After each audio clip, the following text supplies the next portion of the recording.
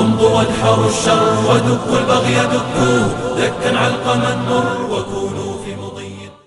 Kita bersyukur kepada Allah, Zat yang maha sempurna, Zat yang maha rahman, dan Zat yang maha rahim bagi setiap kehidupan hambanya. Sehingga dalam kesempatan hari ini Allah memberikan kenikmatan rezeki kepada kita, sehingga kita berkumpul di majelis taman ilmu, supaya kita mendapatkan sesuatu dan mendapatkan faedah ilmu untuk mengkoreksi dalam kehidupan kita.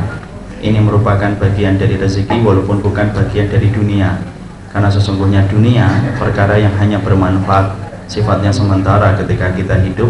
Adapun rezeki adalah perkara yang bermanfaat ketika kita bawa dalam kehidupan di akhirat dan kehidupan kita di padang mahsyar ketika kita ditimbang amal kebaikan kita. Makanya inilah yang menjadi inti dari permohonan Nabi Musa ketika beliau membuka pintu langit dengan sebuah doa, warzuqni fahma, ya Allah berikanlah kami rezeki. Tetapi yang diminta adalah rezeki ilmu dan rezeki kepahaman. Inilah yang menjadikan kita bersyukur bahwasanya dalam kesempatan hari ini di salah satu jangkal tanah yang Allah ridhoi di antara rumah-rumahnya, supaya kita selalu mendapatkan tetesan embun kebenaran yang disampaikan Allah dan Rasulnya. Sebelum kita nanti akan menjelaskan tentang apa yang kita harus perhatikan di bumi Syam, saya ingin menyampaikan terlebih dahulu bahwasanya bumi Syam ini adalah bumi tempat kita dan milik kita. Karena sesungguhnya Syam ini bukan miliknya orang Suriah, bukan miliknya orang Tunisia, dan bukan miliknya orang Palestina saja. Tetapi sesungguhnya Suriah itu adalah milik kita, karena dia bagian dari sebuah wilayah yang disebut dengan Nabi dengan wilayah Syam, di mana Nabi mendoakan wilayah Syam dengan sebuah keberkahan. Ketika di dalam hadis yang sahih, Nabi berkata, Allahumma barik fi Syamina, Allahumma barik fi Syamina. Ya Allah berkatilah Syam kami, berkatilah Syam kami. Kemudian para sahabat khawatir kalau Nabi menyebutkan kata Syam, Nabi tidak menyebutkan wilayah yang lainnya. Kemudian ada salah satu sahabat yang berkata, wa fi yamanina, bagaimana dengan Yaman kami ya Rasulullah? Maka kemudian Nabi berkata, wa fi yamanina. Maka yang ketiganya Rasulullah baru berdoa, berkatilah Yaman kami. Disinilah para ulama lalu menerangkan kepada kita, tanah yang kita miliki secara iman adalah 4. Satu adalah tanah Mekah yang menjadi tempat keberkahan ketika Nabi Ibrahim mendoakan kota tersebut. Yang kedua adalah tanah Madinah, di mana tanah itu terikat dengan kehidupan Nabi sampai Nabi mendoakan pula keberkahan pada tanah Madinah. Yang ketiga adalah tanah Syam. Yang keempat itu adalah tanah Yaman. Inilah tanah iman bagi kita. Kita memiliki tanah yang kita tinggali, yaitu adalah rumah kita. Tetapi kita memiliki tanah yang kedua, yaitu adalah tanahnya iman, di mana tanah itu berbeda dengan tanah dan wilayah-wilayah yang lainnya. Jangan samakan antara Syam dengan Amerika. Jangan samakan Syam dengan daerah Jakarta, karena tidak akan pernah sama di sisi Allah antara kota Syam dengan Jakarta, antara Madinah dengan Amerika, antara Mekah dengan Bali tidak akan pernah sama. Karena sesungguhnya tanah Mekah walaupun tampaknya gersang, tetapi dia menjadi jengkal tanah yang sangat Allah cintai, sampai sholat kita dilipatkan dengan 100.000 kali lipat. Tanah Madinah, tanah yang diberkahi, karena disitulah tanah yang menampung jasadnya Rasulullah Shallallahu Alaihi Wasallam. Tanah Suriah jangan remehkan, karena sesungguhnya kota itu akan menjadi wilayah terjadinya pertempuran besar di akhir zaman. Disitulah nanti Imam Mahdi akan berjalan untuk menegakkan kembali agama Allah, dan tanah itu akan menjadi saksi turunnya Nabi Isa di akhir zaman di Menara Putih, yaitu adalah Manarul Baydha yang ada di Damaskus. Dan jangan kemudian remehkan Yaman, karena sesungguhnya Yaman adalah tempat yang pernah didoakan oleh Nabi secara khusus setelah Nabi mendoakan kota Syam. Inilah yang menjadikan kita, ibumu ada 2, ibu yang melahirkan kita dan ibu yang merupakan istri-istrinya Nabi. Tanah kita ada 2, tanah yang kita sewa dan tanah yang kita beli. Dan tanah yang kedua adalah tanah iman, di mana itu ditetapkan oleh Allah bahwasanya Allah mencintai 4 itu. Dan kalau kita membuktikan cinta kita kepada Allah, cintailah apa yang dicintai oleh Allah. Dan di antara yang dicintai oleh Allah adalah jengkal tanahnya Mekah, jengkal tanahnya Madinah, jengkal tanahnya kota Syam, dan jengkal tanahnya kota Yaman. Kalau kita bicara tentang keutamaan Syam, tidak ada habisnya. Tapi setidaknya saya ingin menyampaikan beberapa perkara di antara hal yang luput dari pandangan kita kalau sudah bicara tentang masalah Suriah ataupun masalah Syam. Kenapa dari tadi saya menyebut kata Syam dan sangat sedikit sekali menyebut kata Suriah? Karena kalau kita sebut kata Suriah, kota ini tidak akan pernah dikenal Nabi dan tidak akan dikenal oleh para sahabat.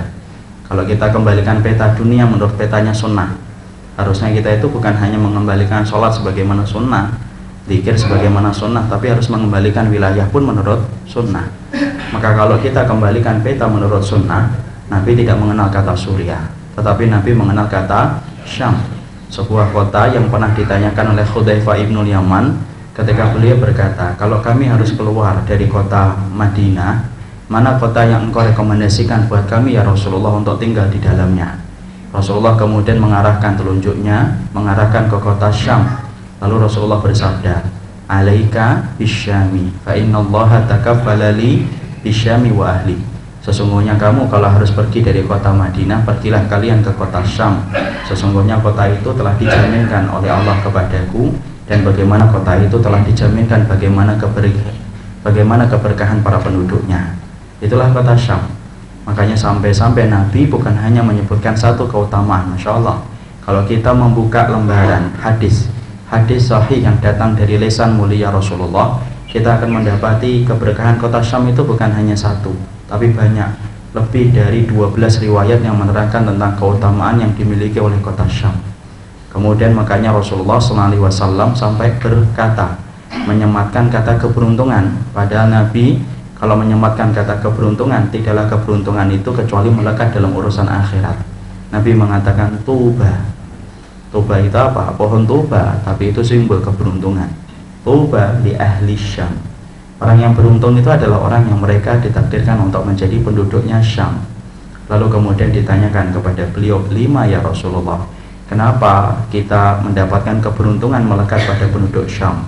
Lalu Nabi menjawab, li'anna malaikatar rahman basitotun ajnihatiha ala ardi Syam.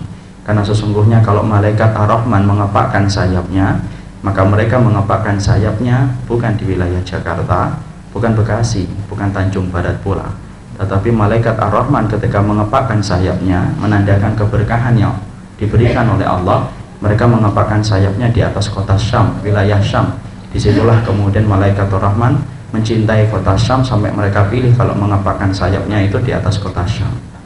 Inilah kota yang kelak akan tegak kembali hukum-hukum Allah, karena kita dijanjikan oleh Nabi dengan kabar gembira. Hari ini kita melihat nista, hina terhadap nasib yang diderita oleh kaum muslimin, ini tidak akan berlangsung lama, karena sesungguhnya akan datang kembali secercah cahaya, tegak kembali kemenangan di akhir zaman. Akan berdiri kembali khilafah Rashidah ala manhajin nubuwah, akan kembali tegak khilafah di atas kitabullah dan sunnah sebagaimana para kenabian ketika menegakkan sunnahnya Rasulullah SAW. Di mana ini akan tegak? Salah satunya di wilayah Syam. Makanya Rasulullah bersabda, Ra'aitu amudal kitab untuzi'a tahta wisadati. Aku ini tidur, lalu aku bermimpi di dalam tidurku. Kita mengerti tidurnya Nabi merupakan bagian dari mimpi adalah wahyu. Rasulullah kemudian berkata, aku melihat tonggak-tonggak kemenangan itu diambil oleh Allah dari bawah bantalku. Maka aku ikuti, fattaba'tu basari, aku ikuti kemana tonggak-tonggak itu ditegakkan oleh Allah di atas muka bumi ini. Fattaba'tu basari, aku ikuti setiap tonggak aku ikuti. Fantahaitu, maka aku mendapati bahwasanya tonggak itu ditancapkan oleh Allah yang paling terakhir. Itu bukan di kota Mesir, itu bukan di kota Afrika, tapi tonggak yang paling terakhir ditancapkan oleh Allah yaitu adalah di kota Syam, di mana para ahlul hadis menjelaskan artinya adalah kemenangan tegaknya Islam sebelum Allah menggulung dunia ini, sebelum tegaknya hari kiamat. Allah tegakkan kembali, yaitu adalah khilafahnya, Allah tegakkan kembali kitabullahnya, Allah tegakkan kembali sunnahnya ala manhajin nubuwah, sesuai dengan manhaj kenabian dan para sahabat. Nanti itu tegak di atas kota Syam. Inilah yang menjadikan keterikatan kita dengan Syam bukan keterikatan yang sifatnya adalah bukan semata-mata darah, tapi keterikatan kita dengan Syam adalah keterikatan tugas, bahwasanya Allah dan Rasulnya mewariskan kota itu menjadi kota milik kita sebagaimana Mekah dan Madinah. Inilah keberkahan-keberkahan yang dimiliki oleh kota Syam. Walaupun sejauh mata memandang porak-poranda, walaupun kita melihat orang selalu lapar dan perih lambungnya, tapi wallahi Sesungguhnya perihnya lambung, porak-porandanya kota tidak menafikan barokah yang besar yang dimiliki oleh mereka. Kalau kemudian kita melihat anak-anak kecil di tempat kita mati, biasanya disebabkan karena pezina, malu dengan apa yang dia kandung, dia buang anak-anaknya di pinggir-pinggir kali dan di tong-tong sampah. Tapi kalau kemudian di sana di Suriah, bayi-bayi mati bukan karena dibuang oleh ibunya, tetapi mati karena mereka mendapatkan serangan. Bahkan banyak sekali anak-anak yang sejak dia lahir sampai dia dewasa itu memang hidup di suasana perang. Kalau kemarin kita melihat Umrah Darkness, dikisahkan di dalam berita-berita yang sikoh, umurnya 5 tahun, berarti dia lahir ketika dimulainya perang di Suriah. Selama 5 tahun dia mendengar suara pesawat, selama 5 tahun dia mendengar suara rentetan tembakan, selama 5 tahun dia mendengarkan barmil dilemparkan dari helikopter. Barmil itu apa? Tong sampah. Di dalamnya itu bukan tong sampah, tong. Di dalamnya diisi dengan TNT 60-80 kg TNT, dilemparkan dari helikopter, dan apabila mengena ke satu bangunan, lantai 4, lantai 5 pun akan luruh, ambruk dengan izin Allah dengan adanya barmil. Kalau Umrah Darkness yang kita lihat duduk di kursi orange, kemudian dia menatap diam sembari dia mengusap darah kepalanya lalu tidak menangis, ya wajar. 5 tahun dia sudah melihat itu setiap harinya dan setiap waktunya. Tapi perhatikan, diamnya itu memberikan pelajaran sama kita. Itu loh, anaknya tidak menangis, pantas kalau Malaikatur Rahman itu dikatakan oleh Nabi mengepakkan sayapnya di kota Syam, karena sesungguhnya beratnya ujian mereka disertai dengan pertolongan Allah yang lebih besar daripada ujian yang Allah berikan. Ujian bagi orang yang beriman itu berat, Pak, di mana-mana. Innallaha idza ahabba qauman ibtalahum. Allah itu kalau sudah senang ridho kepada manusia, Allah itu akan mencintai manusia itu dengan ujian. Allah akan mengujinya. Tapi ingat, ujian itu yang Allah datangkan kepada orang yang Allah cintai selalu lebih kecil dibandingkan pertolongan Allah yang jauh lebih besar. Inilah yang menjadikan kita ujian orang-orang Suriah, orang-orang Syam itu berat, tetapi sesungguhnya pertolongan Allah itu lebih berat daripada ujian yang Allah berikan. Itulah kota Suriah, itulah kota yang dikatakan Nabi bukan Suriah tetapi adalah Syam. Saya masih ingat sekali dulu dalam perjalanan pertama 4 tahun yang lalu, kami bersusah payah untuk masuk ke dalam, membawa peralatan-peralatan obat, infus, obat-obatan, makanan-makanan kecil untuk kita bagikan kepada anak-anak kecil yang banyak di sana. Kita melewati tempat-tempat yang sangat sulit untuk kita datangi dengan keadaan normal. Harus kemudian betul-betul butuh tenaga yang kuat karena melewati hutan-hutan untuk masuk ke dalam. Tapi ketika kita letih masuk dan alhamdulillah ditakdirkan untuk bisa masuk ke wilayah Syam, lebih tepatnya wilayah Suriah, saya saking gembiranya ketika nafas saya hampir putus membawa infus yang sangat berat, karena infus di sana beda dengan infusnya kita. Infus di sana itu pakai botol, kalau di sini pakai plastik. Maka kemudian berat banget dan kita membawanya itu dibagi-bagi karena membawa obat yang banyak. Maka ketika berhasil untuk menapakkan kaki di Suriah, senangnya saya antara percaya dan tidak, saya kemudian bertanya, ini hadihi wasolna, hada wasolna ila Suriah, kita sudah sampai ke Suriah? Salah satu ikhwan itu menjawab, salah satu jawaban yang tidak akan pernah saya lupa, mungkin saya akan bawa sampai mati. Ikhwan itu menjawab, hadihi syami, hadihi syamuka, hadihi syamuna, wa hadihi syamuni ahli muslimin. Orang di sana pintar bahasa Arab ya, jadi kemudian menjawabnya pakai bahasa Arab. Dia mengatakan ini adalah Syamku, ini adalah Syam kamu, ini adalah Syamnya kita, ini adalah Syamnya seluruh kaum muslimin yang ada di atas muka bumi ini. Maka kemudian dia mengatakan Syamuna, Syamuna. Dia mengatakan apa? Syamuna, Syamuna. Syam kami, bukan Syamnya kami, bukan Syamnya saya, bukan Syamnya kita, tapi Syamnya kita, tapi Syamnya kami semuanya, kita semuanya. Dan itulah yang saya pegang sampai hari ini. Persoalan yang terjadi di Suriah adalah persoalan yang bukan hanya menimpa kepada Suriah, tapi sesungguhnya menimpa kepada kita, karena itu adalah tanah kita. Saya dulu pernah khawatir menjelaskan masalah Suriah sudah cukup lama. Saya ini kalau kemudian dalam perjalanan ketika mencoba memberikan amil khidmah saya kepada Suriah, sudah 4 tahun kita bicara tentang Suriah dalam berbagai kesempatan. Terutama ketika awal-awal pulang dari perjalanan yang pertama, saya sempat khawatir bahwasanya umat itu nanti akan menjadi bosan mendengar kata Suriah, ataupun kemudian mereka akan meragukan, kenapa sih harus nolong yang di sana, di sini aja banyak. Saya khawatir umat ini kemudian tidak lagi perhatian terhadap masalah surya. Karena apa? Saya khawatir kita akan terkena dosa di hadapan Allah ketika tidak memikirkan tanahnya Allah. Saya tanya kepada salah satu ustadz yang saya percaya ilmu dan akhlaknya, Ustadz, sampai kapan kita akan kemudian memperhatikan masalah surya? Maka kemudian beliau berkata, Ustadz, sesungguhnya masalah surya itu adalah masalah PR yang ditinggalkan oleh Nabi dan para sahabat. Kalau kemudian kita tidak mau kerepotan, kita akan berdosa di hadapan Allah atas kelalaian kita ketika kita tidak membantu mereka. Beliau lalu kemudian berkata, antum kan punya rumah. Kalau antum punya rumah, setiap waktunya direpotin nggak dengan rumah? Iya, kita direpotin dengan PBB-nya setiap tahun. Kita direpotin dengan air-air yang bocor yang diserap oleh dinding. Kita direpotkan dengan jamur-jamur yang tumbuh di tembok-tembok rumah kita. Setiap 2 bulan, 3 bulan selalu ada yang kita perbaiki di dalam rumah yang kita tempati. Beliau berkata, kalau rumahmu yang pasti kamu tinggalkan dan kamu pasti akan jadikan dia menjadi warisan, ternyata kamu direpotkan setiap harinya, bahkan setiap tahunnya, kamu tidak pernah bosan. Apakah kita layak mengatakan bahwasanya kita direpotkan dengan tanahnya Allah, padahal tanah itu kelak bisa bersaksi di hadapan Allah atas apa yang kita lakukan? Ingat Bapak dan Ibu, tanah yang kita pijak bukanlah tanah yang diem ketika ditegakkan hari kiamat, tapi tanah-tanah yang kita pijak di atas muka bumi ini kelak pada waktu hari kiamat, sesungguhnya dia akan bersaksi di hadapan Allah bahwasanya dia akan menceritakan apa yang telah kita lakukan dan apa yang telah kita kerjakan. Allah berfirman, yauma idzin tuhaddisu akhbaruha. Akan datang waktu, yaitu hari kiamat, ketika tanah-tanah itu menceritakan akhbaruha, apa yang terjadi di atasnya, maka sesungguhnya bumi ini akan cerita apa yang telah kita lakukan di atasnya. Dan sesungguhnya Syam adalah wilayah yang Allah berkahi, dan kita ingin banget dengan kepedulian kita, doa kita, dan bantuan kita, bumi Syam itu nanti akan bicara ketika kita ditimbang.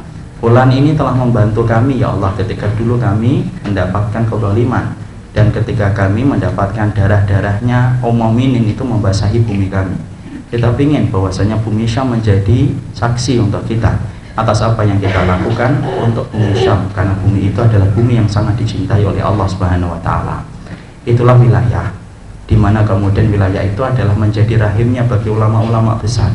Banyak ulama besar yang telah dilewat, banyak ulama besar pada zaman salafus salih, di mana mereka itu pernah merasakan bagaimana sejuknya udara di Syam, bagaimana airnya, karena memang kota itu adalah kota ilmi setelah kemudian tanah Mekah dan Madinah.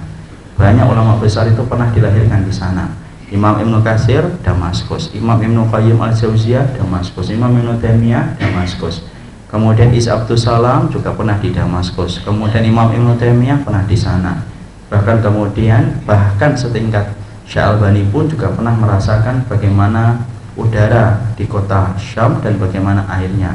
Karena itulah rahimnya, itulah kota yang menjadi rahimnya lahirnya para ulama besar di atas muka bumi yang menerangi bumi dengan pelita ilmunya. Mereka pernah merasakan udara di kota Syam dan pernah merasakan airnya di kota Syam.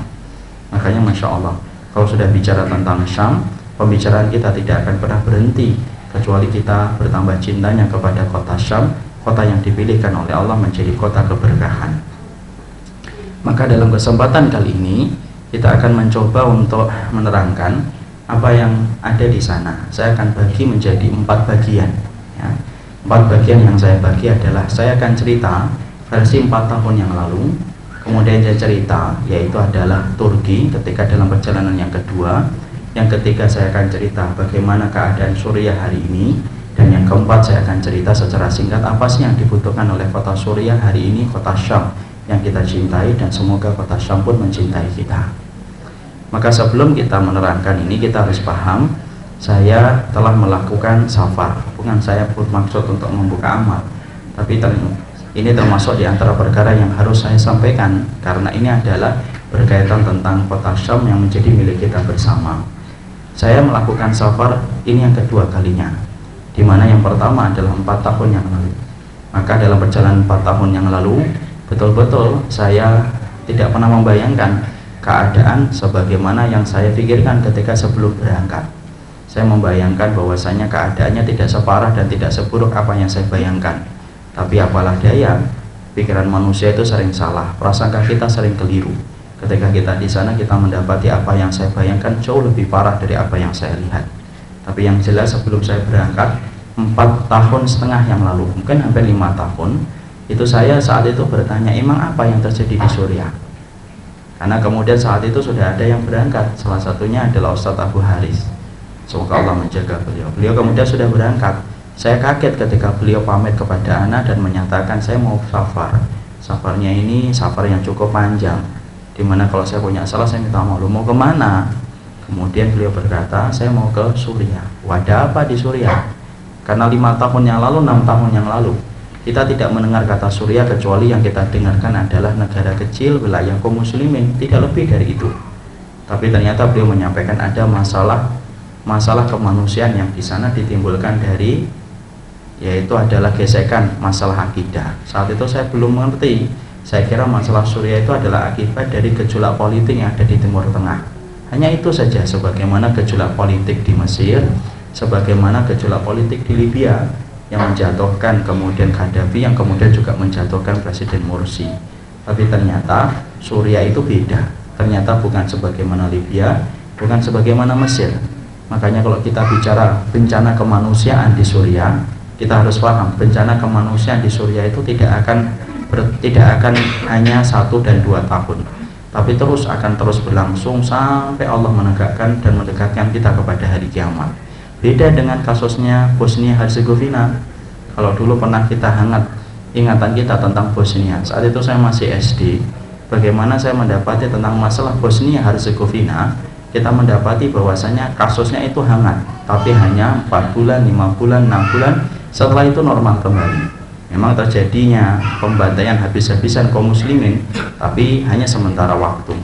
Kita kalau melihat kawasan yang lainnya, Afgan, memang terjadi musibah, tapi juga sementara waktu. Tetapi kalau kita melihat Suriah, sungguh apa yang terjadi di Suriah itu tidak hanya bertahan sementara waktu.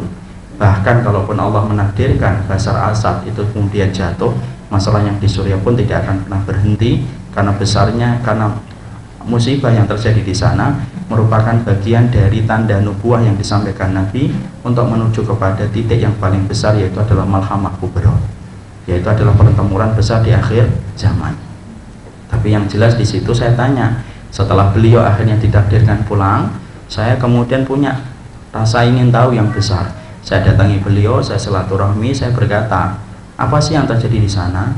Apakah hanya konflik politik yang kemudian akhirnya melebar, ataukah memang persoalan akidah?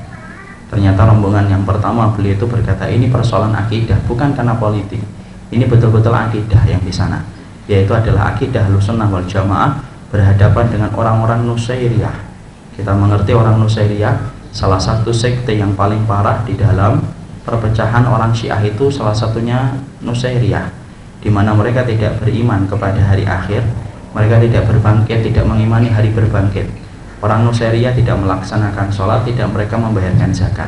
Para ulama salaf sebanyak sekali yang kemudian menjelaskan tentang hakikat agama Nusairiyah, di mana mereka telah difatwa oleh para ulama salafus salih. Para ulama salafus salih telah memberikan fatwa bahwasannya orang-orang Nusairiyah atau ajaran Nusairiyah telah keluar dari Islam. Mereka tidak melaksanakan sholat, mereka tidak membayarkan zakat, dan mereka menganggap bahwasanya Ali menjadi bagian dari ketuhanan yang mereka sembah.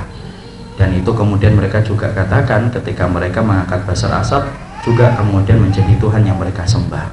Inilah masalah akidah yang menjadikan akhirnya Allah menakdirkan kami untuk berangkat pada perjalanan yang pertama. Jadi setelah kami melaksanakan perjalanan yang pertama 4,5 tahun yang lalu, maka kami menjumpai banyak hal-hal luar biasa yang kita lihat di sana. Kita akan lihat bagaimana keadaan di sana dari file-file gambar yang akan saya perlihatkan sebentar sebelum kita menjelaskan hal yang lainnya. Nah, kemudian saya akan cerita bagaimana keadaan di sana. Orang-orang Suriah, Pak, adalah orang-orang yang saya mengerti adalah orang yang ternyata penuh dengan kelembutan. Itu orang Suriah. Jadi kalau kita bicara tentang Suriah, tolong jangan hadirkan bayangan kita tentang orang Mesir, orang Libya, dan yang lainnya. Karena ternyata mereka penuh dengan kelembutan orang-orang Suriah itu. Mereka adalah orang yang mencintai tamu dan mereka memuliakan tamu. Dan saya tidak pernah dapatkan orang Arab asli yang mampu ketika diajak bicara dengan orang yang bukan asli Arab, tetapi mereka mendengarkan. selama yang disampaikan itu adalah ilmu.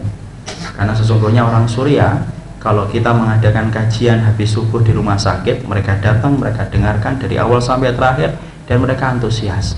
Disebabkan karena mereka begitu lama dijauhkan dari agama Allah, sampai kemudian mereka itu tidak pernah mempelajari agama Islam dengan benar ketika mereka di bawah kekuasaan Hafiz Asad dan Bashar Asad. Jadi betul-betul mereka dijauhkan. Yang miris adalah ketika saya ke sana membawa kitab Al-Misbahul Munir fi Tahdhib Imam Ibn Katsir. Pasti tidak tahu kan kitab apa? Itu adalah tafsir Imam Ibn Katsir. Tafsir Imam Ibn Katsir yang merupakan ringkasan. Saya bawa tebalnya segini, cuma satu. Karena memang saya diwanti-wanti oleh para dokter, Ustaz kalau di sana nanti kemudian tolong bawa buku Ustaz, kitab nanti kita kajian ya. Iya. Karena pada perjalanan yang pertama saya berangkat bersama 2 dokter dari UGM. Mereka adalah dokter-dokter yang Masya Allah, saya tidak bermaksud mensucikan siapapun di hadapan Allah, tapi mereka adalah dokter yang betul-betul berkhidmah. Mereka tinggalkan prakteknya sementara waktu sampai melakukan perjalanan ke sana selama 1 bulan dengan tanpa imbalan apapun. Mereka mengambil resiko untuk membantu saudara-saudara mereka. Kita butuh dokter-dokter yang berjiwa akidah kuat yang semacam ini. Kami berangkat Pak di sana, kemudian memberikan kajian kalau habis subuh. Maka orang-orang Suriah saking lembutnya, mereka itu tidak pernah ada yang pergi. Walaupun yang menyampaikan saya orang yang bukan datang dari Arab, yang mana mungkin juga kemudian mereka lebih fasih daripada bahasa saya. Tapi Masya Allah, mereka duduk, mereka diam, mereka dengarkan dengan seksama, dan tidak pernah mereka menolak setiap ilmu yang sampai kepada mereka. Itulah orang Suriah. Makanya orang Suriah itu salah satu di antara hal-hal yang saya ambil faedah itu, Masya Allah, orang Suriah itu banyak kisah-kisah nyata yang saya ambil menambah keimanan. Saya pernah bertemu Pak dengan salah satu ikhwan yang ikut pada kajian. Tanya banyak masalah. Namanya Abu Riyad.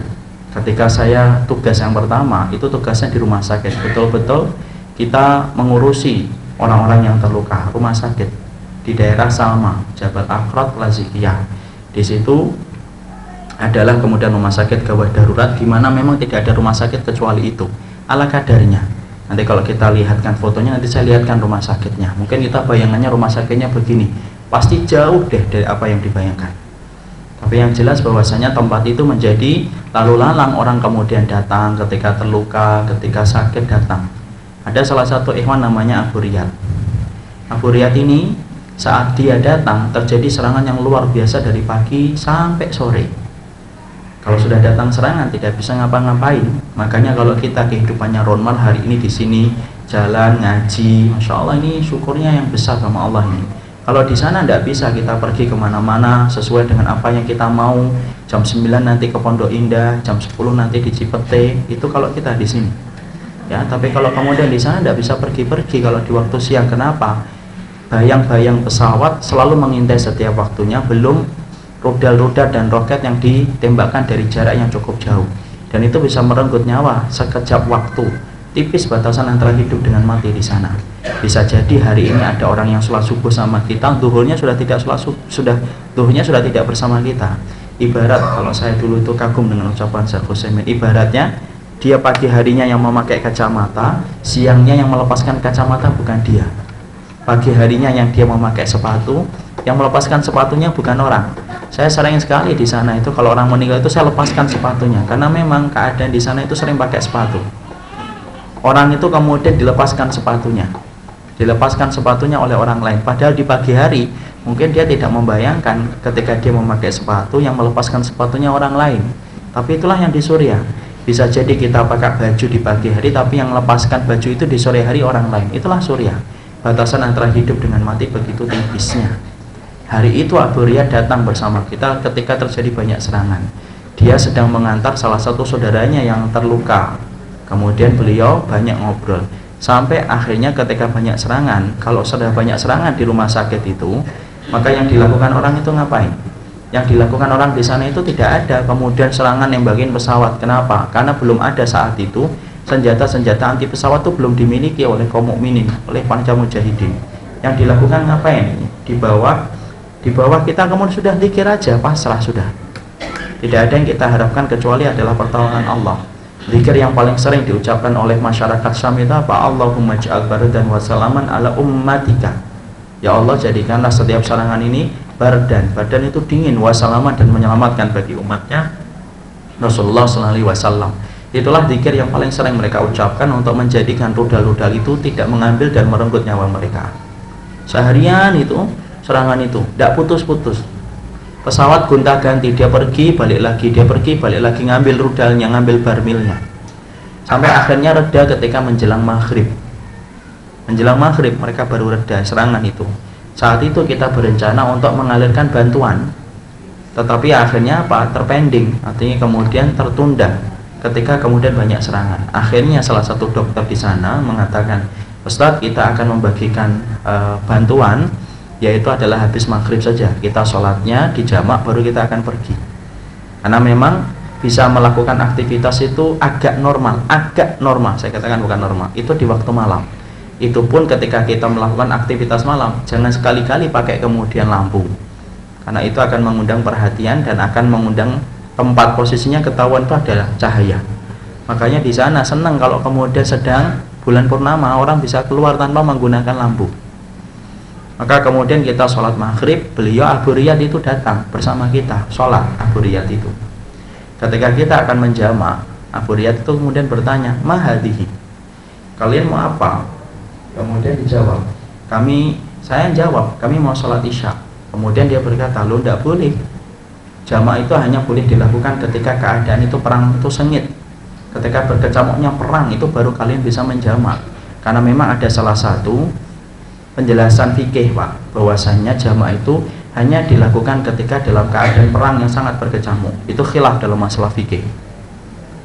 Maka kemudian saya berkata, saya punya pendapat bahwasanya jamak itu boleh dilakukan ketika kita safar. Saya safar, apalagi ketika saat itu kita akan memberikan bantuan.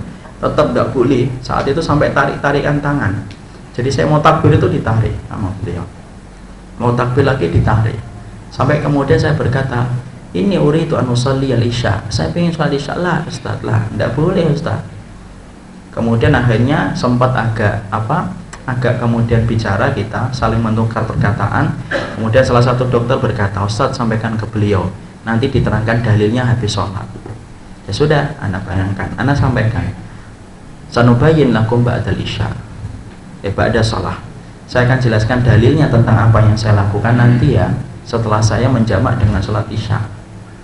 Udah, itu akhirnya dia berhenti narik tangan saya. Kemudian saya sholat, dia nungguin itu di samping, betul-betul ditunggu, karena mereka memang betul-betul haus ilmu. Saya sholat tuh serius nih, nunggu beneran, dia nunggu beneran. Kemudian kita sholat 2 rakaat karena kemudian dalam keadaan menjamak. Kemudian setelah selesai langsung dia datang ngambilin saya, aina daliluka wa aina hujjatuka, mana dalilnya, mana hujahnya. Masya Allah, baru salam itu sudah ditanya mana dalilnya, mana hujahnya. Masya Allah. Akhirnya kemudian bismillah saya sampaikan hadza, kemudian saya sampaikan qala Rasulullah begini, qala, kemudian saya sampaikan bagaimana Nabi pernah di Musdalifah, bagaimana Nabi pernah di Tabuk, pernah Nabi kemudian di Mina, di mana saat itu bulan perang, di Mina dan di Musdalifah tidak perang tapi Nabi menjamak, bla bla bla, saya terangin panjang lebar. Ketika masih semangatnya menjelasin, beliau bangkit dari duduknya, kemudian pergi ngeloyor ke belakang. Saya pikir, loh ini gimana, saya belum selesai, ini lagi berbuih-buih menjelaskan, dia sudah pergi aja.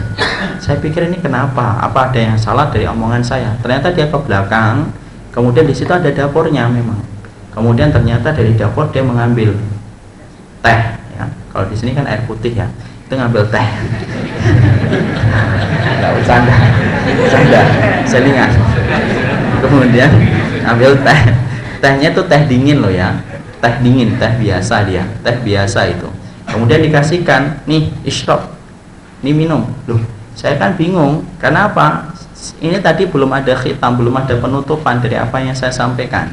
Saya kemudian nanya, masalah teh ini nanti deh, saya bilang. Ini tadi setuju atau tidak apa yang saya sampaikan? Hal tuwafik masyarakat, setuju atau tidak apa yang saya sampaikan? Langsung dia mengatakan, Masya Allah ya salam. Antum mengatakan saya setuju atau tidak setuju? Antum kan mengatakan qala Rasulullah, sudahlah, kalau sudah mengatakan qala Rasulullah itu ya harus setuju lah. Mosok kemudian antum tanya saya setuju atau tidak setuju? Yang salah yang nanya ini, saya disalahin.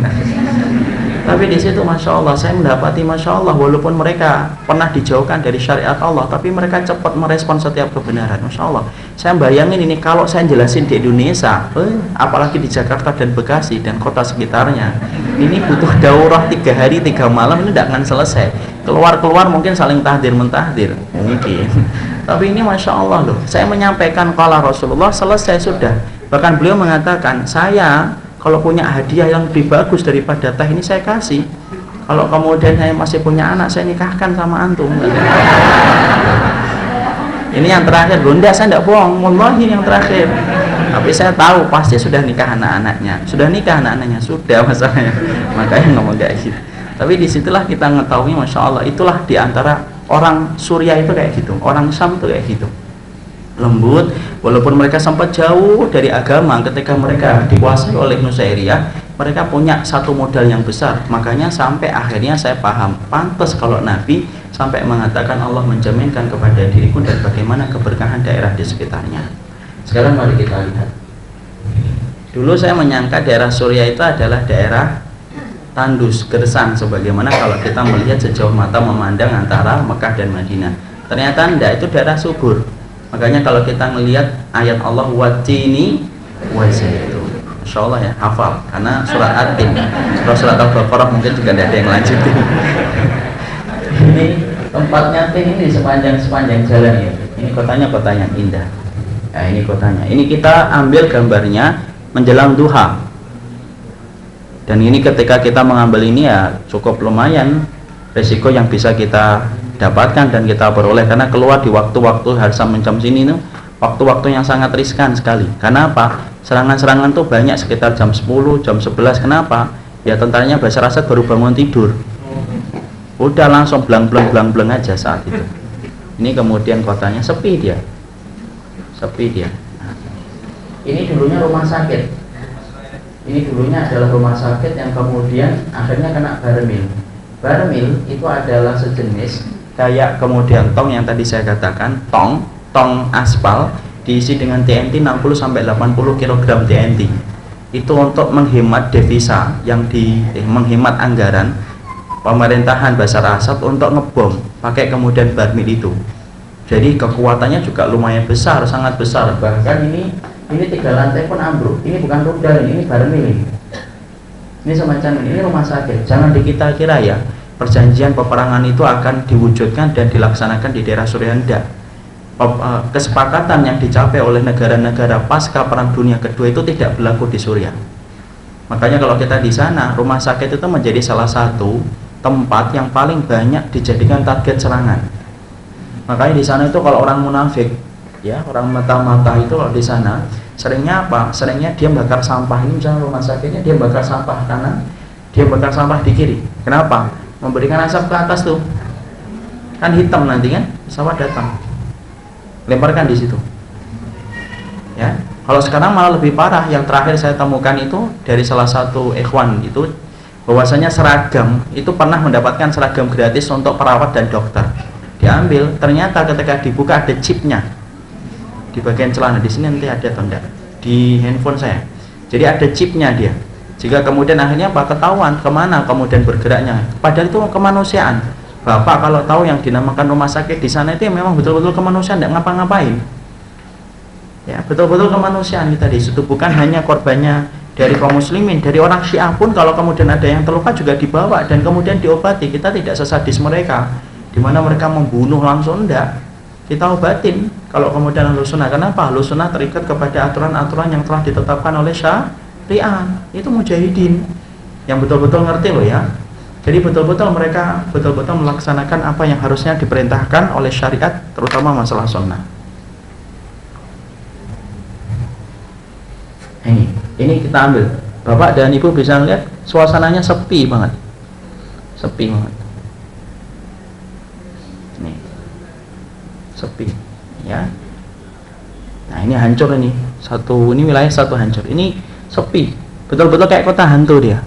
Jangan ngarap di sana ada yang jualan cilok, siomay, enggak ada. Jadi betul-betul sepi di sana. Nah, ini nih, bisa lihat, ini waktu duha. Ini waktu duha ini. Ya. sepi karena tidak ada orang. Dan kita jalan itu naik motor pun cepat, karena apa? Kita khawatir terhadap rentan saat itu adalah serangan. Ini yang kemudian ngambilnya adalah Tony Sharkey. Nah, ini tulisan-tulisan di sana. Tulisan-tulisan di sana menandakan bahwasanya mereka itu ya betul-betul yakin samanya Allah. Ini tuliskan, yaitu nurun ala man ihtada wa naran ala man ihtada. Cahaya bagi orang yang mengikuti petunjuk, neraka bagi orang yang menentang. Jadi setiap tulisan-tulisan di sana menambah keimanan, ya. Ya. Nih. Kita lihat kan, nah. Ini jangan kita kira tidak ada orang yang tinggal ya. Ini ada orang yang tinggal di sini. Kenapa dia memilih kayak gini? Banyak sebabnya. Rumahnya mungkin sudah hancur, atau yang kedua, kita nggak ketemu orangnya saat itu, atau yang kedua, dia lebih selamat di tempat ini. Tebing-tebing malah justru kadang-kadang tidak ada reruntuhannya. Beda dengan rumah-rumah. Rumah-rumah itu kan biasanya banyak korban itu pertama itu karena kena serpihan. Kena serpihan apa? Rudal. Namanya itu sazoya atau saziatun kalau di sana nyebutnya. Itu masya Allah parah. Itu kalau namanya lemparan apa?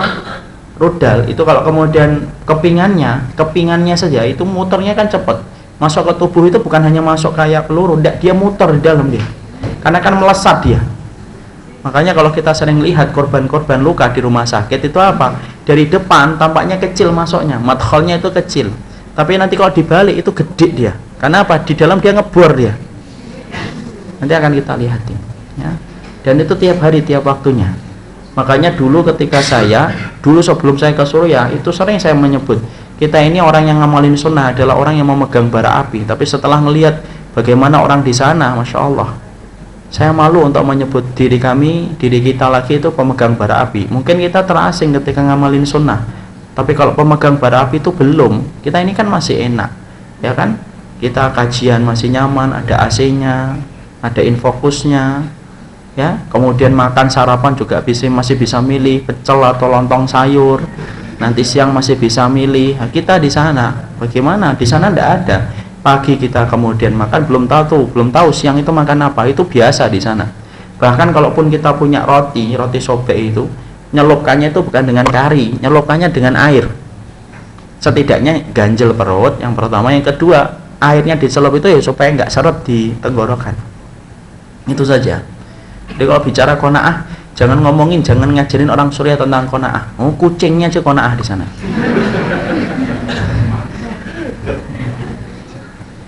Kucing di sana tidak ada yang protes sama majikannya, gitu. Mana daging tidak ada. Saya lihat tuh sabar-sabar kucingnya nggak kuat. Dia di sana. Nah, ini rusak, bannya ini dibakar. Nah, sudah ya. Sekarang kita lihat bagaimana keadaan rumah sakitnya. Ini 4 tahun yang lalu saya sampaikan.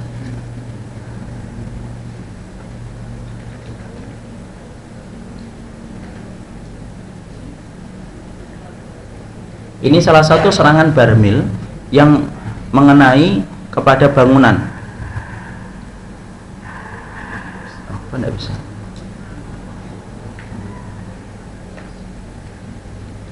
Open Beach. PLC ya. Windows Negeri Planet. PLC bisa. Oh, enggak bisa. PLC yang paling atas.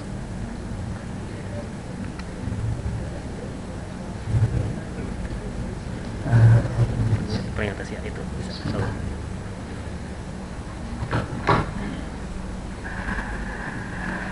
Nah, ini kita di rumah sakit ini sempat kita mendengar suara. Dengar nggak suaranya? Bentar.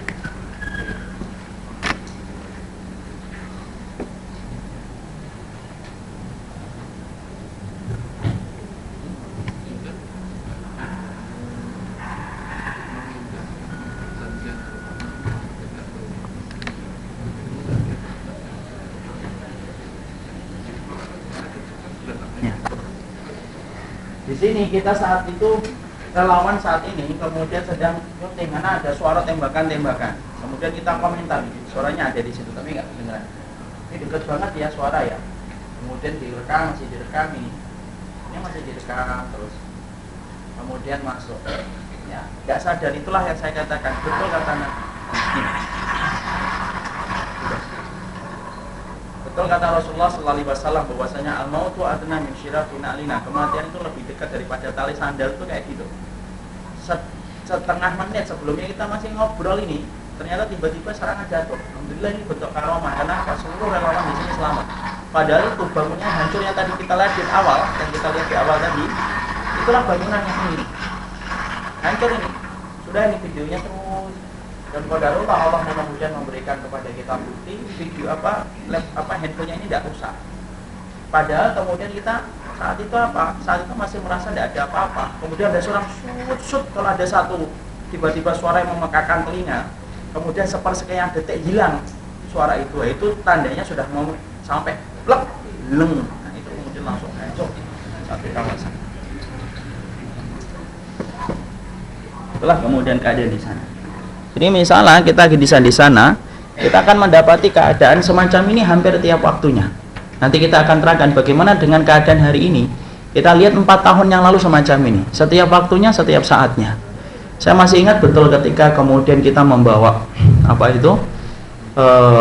paspor. Saat itu kemudian saya itu sembari kita kemudian berlindung di rumah sakit itu. Kemudian saya itu ngomong kepada salah satu ikhwan di sana, kalau kita punya paspor nih, cuma 1 bulan nih, kemudian kita balik kepada kehidupan yang normal.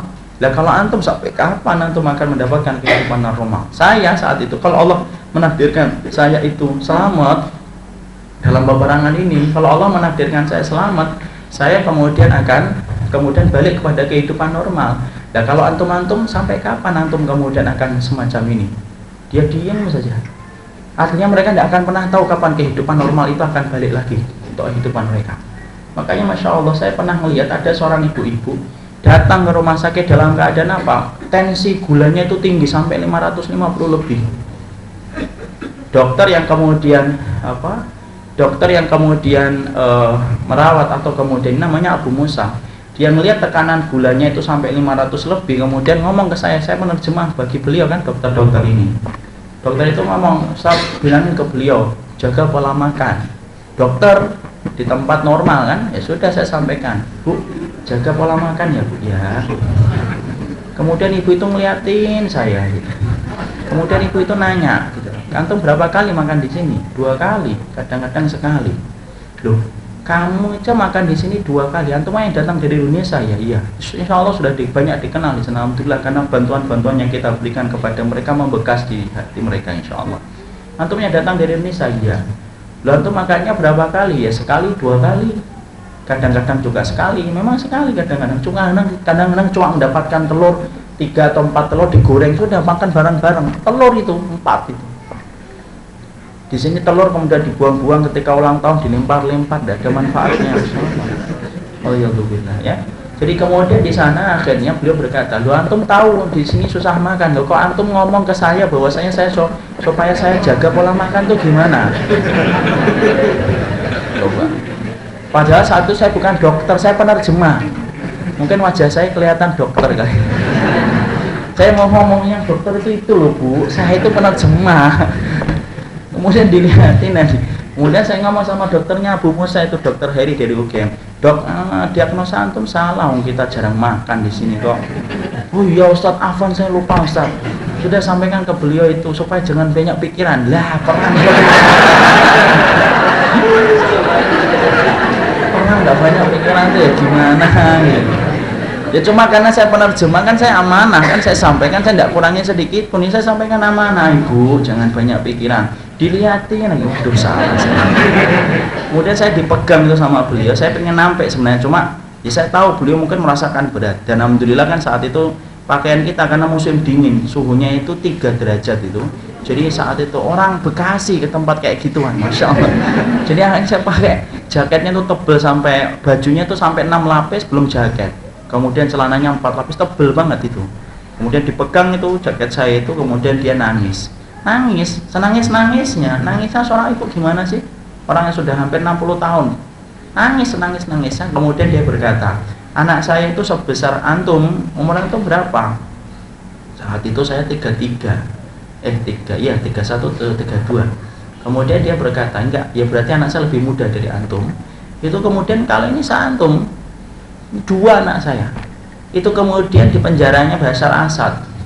Kalau ketangkep, kalau hidup di penjara mana, kalau mati di mana kuburannya, tidak pernah tahu saya. Loh, kok antum tega-teganya ngomong sama saya supaya jangan banyak pikiran tuh gimana? Coba ibu, ya. Dokternya tidak paham kan, dikiranya lagi ngobrol sama saya dimarahin gitu. Ya sudah, saya diem. Tapi yang membuat saya Masya Allah kagum adalah ibu itu kemudian dalam seketika dia berhenti, kemudian dia usap air matanya, sudah.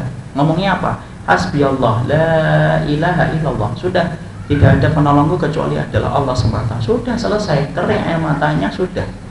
Masya Allah. Gambaran itulah yang kita lihat setiap waktunya dan setiap saatnya.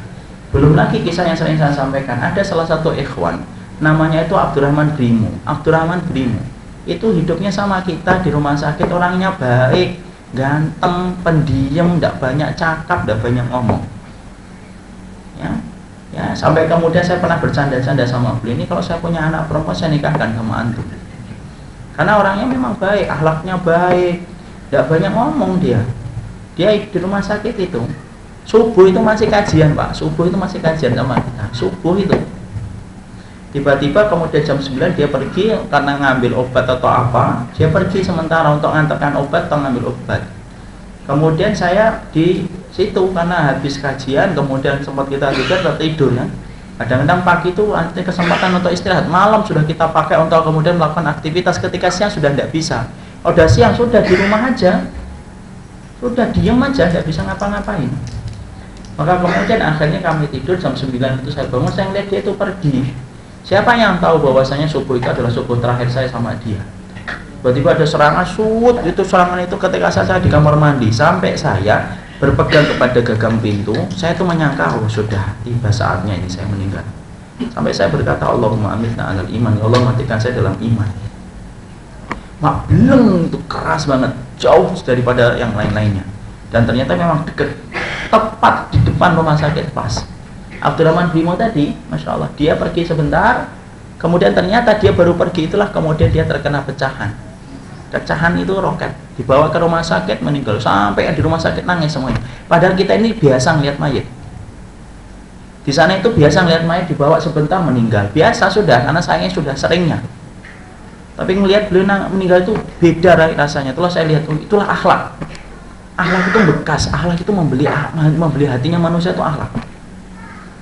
Sampai kemudian yang di rumah sakit itu nangisin beliau. Kenapa? Ya karena kita betul-betul salut dengan akhlaknya itu. Ya, maka ini fotonya saya lihat.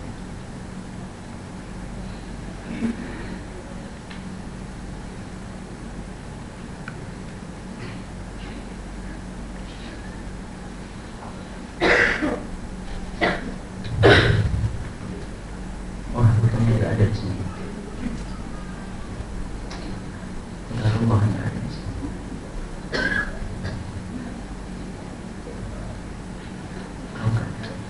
Jadi kemudian akhirnya ketika beliau dibawa ke rumah sakit itu beliau dalam keadaan sudah meninggal dunia. Sudah meninggal dunia, kemudian dalam keadaan terluka. Kita lihat itu. Ini kalau kemudian kita ngantarkan bantuan di sana. Ini malam kalau kita bantuan di sana, kita lihat bagaimana tebalnya saja. Ya, karena tadi saya katakan betul-betul dingin. Orang sana hanya pakai 1 lembar, 2 lembar, tidak kedinginan mereka. Ini kalau kita kemudian. Nah ini namanya Abu Badi. Orangnya tebal kayak gini, jenggotnya panjang segini. Kalau sudah mendengar hadis Rasulullah nangis. Saat itu saya datang di sana. Orang di sana itu sering sekali kalau kita datang, kemudian mereka itu ngomong, bacain kami Quran, bacain kami hadis. Kalau datang ke Indonesia, support kan Al-Ikhlas selesai. Kalau di sana itu, Masya Allah, hadis itu didengerin mereka dengan baik. Nangis ini. Padahal kita lihat kan namanya Abu Badi. Jenggotnya setebal ini loh. Anaknya kemudian meninggal, namanya Badik, meninggal dunia 2 tahun yang lalu.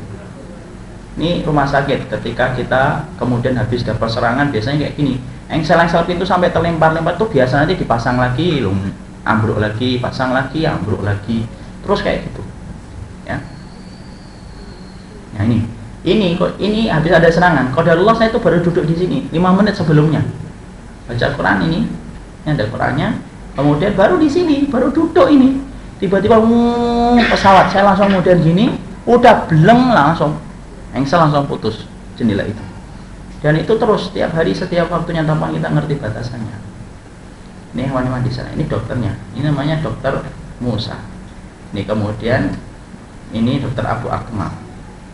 Ini habis serangan kita melihat ini. Kondisinya semacam ini. Nah, ini dokter di sana. Nah, ini Abdurrahman bin. Ini serangan-serangan, ini meninggal dunia. Ini beliau orangnya. Meninggal dunia. Darah. Nah, ini yang tadi saya katakan. Paginya pakai sepatu, siangnya melepaskan orang lain. Ini kita yang lepas ini. Supaya dimanfaatkan oleh orang lain akhirnya. Barang itu waris-warisan terus saja. Tidak ada warisan takut sama yang mati itu, tidak ada. Kalau di Indonesia tidak mau kan. Ini loh, merahnya mana? Meninggal dunia tidak mau.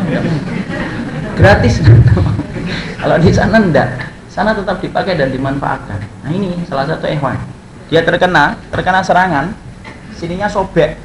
Ini tulang, ini iga ya. Iganya ini udah tidak ada. Jadi nembus sampai bawah ini dan tidak ada dagingnya ini. Ini gede banget itu. Ini gede banget ya. Jadi betul-betul tidak ada itu. Udah merintih dia begini tuh kesakitan dia. Sudah kita pegang, dia nanya gimana lo kasih, tidak apa-apa. Udah kita bacain Quran, kita bacain Al-Quran, kita bacain Al-Ikhlas, kita bacain Al-Falaq, kita bacain An-Nas. Sudah kita bacain itu saja. Tapi saya nggak ngerti itu gimana itu nanti nutup dagingnya itu dari mana. Saya ngelihat itu krok, kalau bahasa Jawanya krowak, bolong.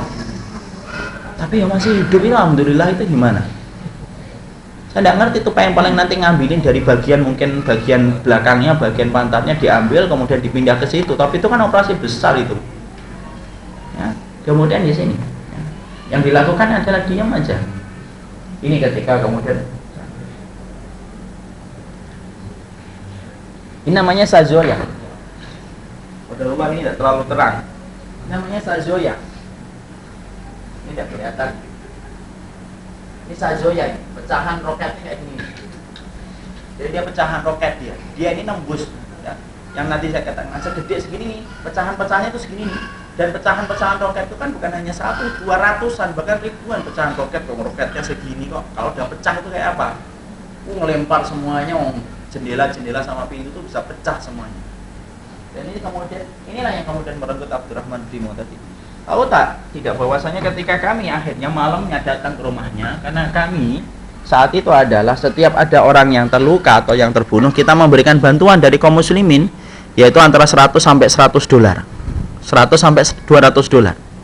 Ketika kita datang ke rumahnya, maka disambut oleh bapaknya. Ternyata rumahnya itu sudah rusak, separuh dari rumahnya itu sudah rusak. Kemudian ditutup dengan tirai sekedarnya saja. Lalu kemudian tutup menjadi tirai biasa banget, tirai sekedarnya. Lalu kemudian di dalamnya kemudian kita akan memberikan bantuan. Masya Allah, orangnya itu tenang. Brimo itu bapaknya.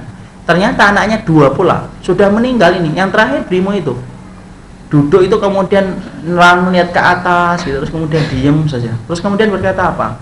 Mungkin Allah punya tempat yang jauh lebih indah daripada tempat yang saya sediakan untuk anak saya. Itu masih sempat ngomong, bacakan saya hadis coba. Sama orang yang betul-betul memperlihatkan akidah dengan perbuatannya kepada kita, saya dan para dokter itu sempat ngomong, bacain kepada kami adalah tentang hadis. Jadi mereka itu tenang, kalau sudah mendengar hadis itu kayak tenang banget mereka. Jadi tenang gitu. Dan kemudian tidak ada air mata, itu tidak ada. Padahal ketika di waktu siang, ketika beliau datang nangis tumpah air matanya, sama dengan hewan yang tumpah air matanya. Tapi ternyata ketika sudah kita ke rumahnya, sudah rumahnya separuh itu hancur gitu, hanya ditutup dengan tirai yang sederhana banget. Tapi Masya Allah dia tetap tenang saja. Dan kemudian tidak ngomong apa-apa, kecuali sudah hasbiyallah la ilaha illallah, sudah tenang. Padahal kemudian sebatang kara. Kita bisa bayangkan, mana ada orang tua yang membayangkan akan nguburin anak. Setiap orang tua itu pasti pinginnya adalah dia yang dikuburkan oleh anak-anaknya. Tapi saat itu ketika kita melihat Abdurrahman bin itu yang nguburkan itu ya orang tuanya. Dan saking beratnya keadaan di sana, sampai kita ini kalau nguburkan orang tidak bisa banyak orang. Jadi ketika Abdurrahman bin ini meninggal, kita kemudian siap-siap pakai sepatu, kita mau takziah bareng-bareng ke kuburan, tidak boleh. Saya kemudian ada salah satu dokter ngampirin saya, enggak, mau kemana antum?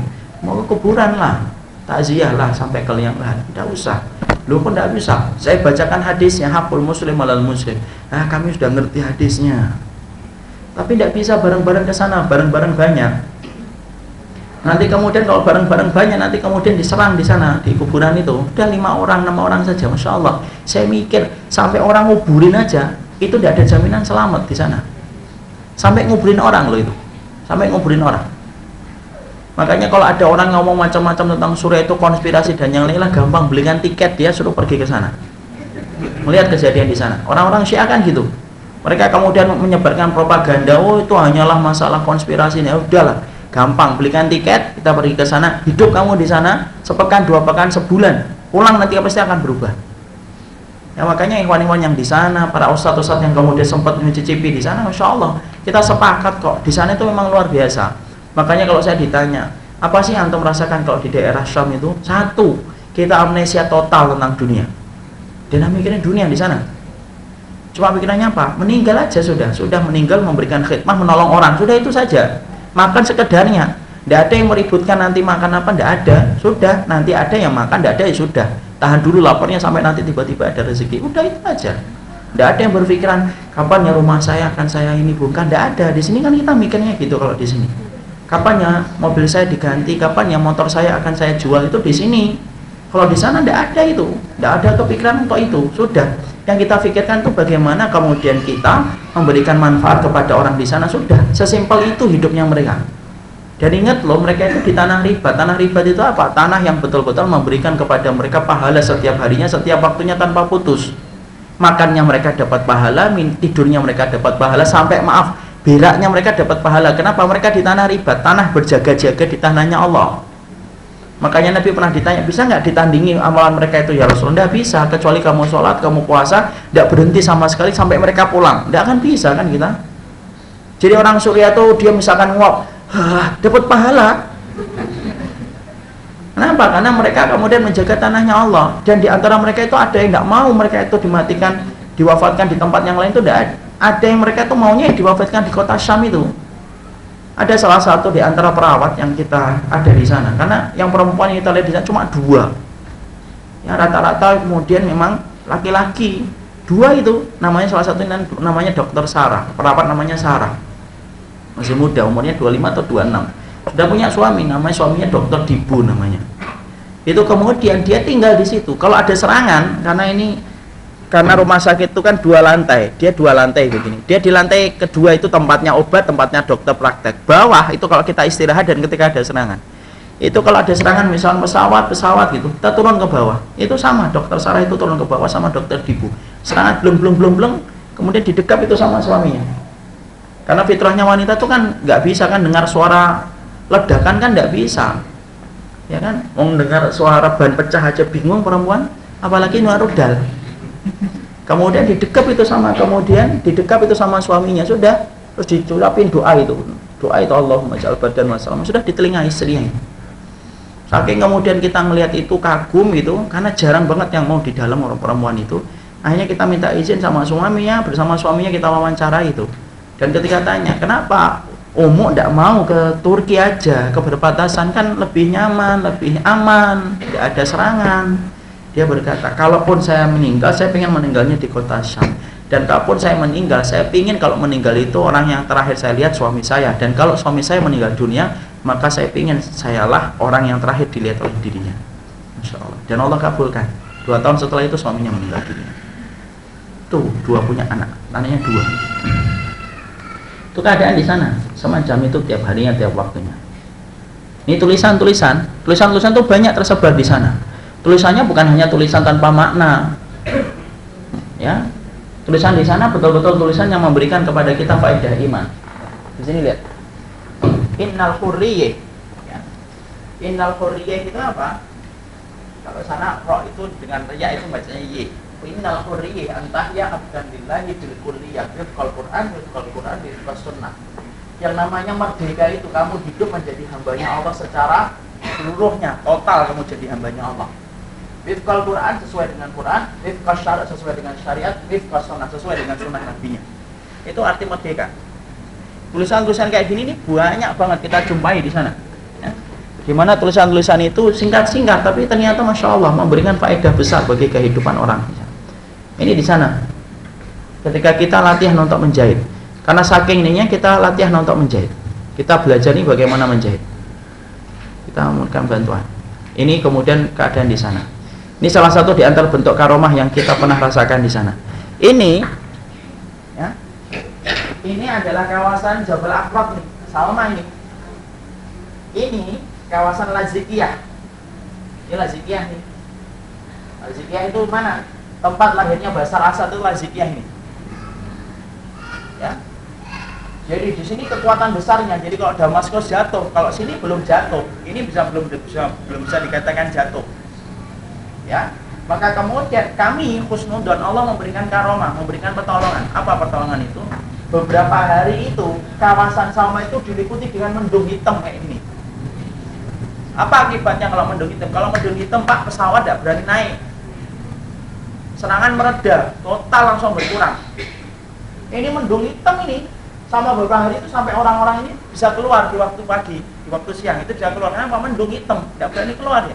Tapi yang menarik itu apa? Sejauh mata kami memandang kawasan Lazikiyah itu cerahnya luar biasa, secerah-cerahnya.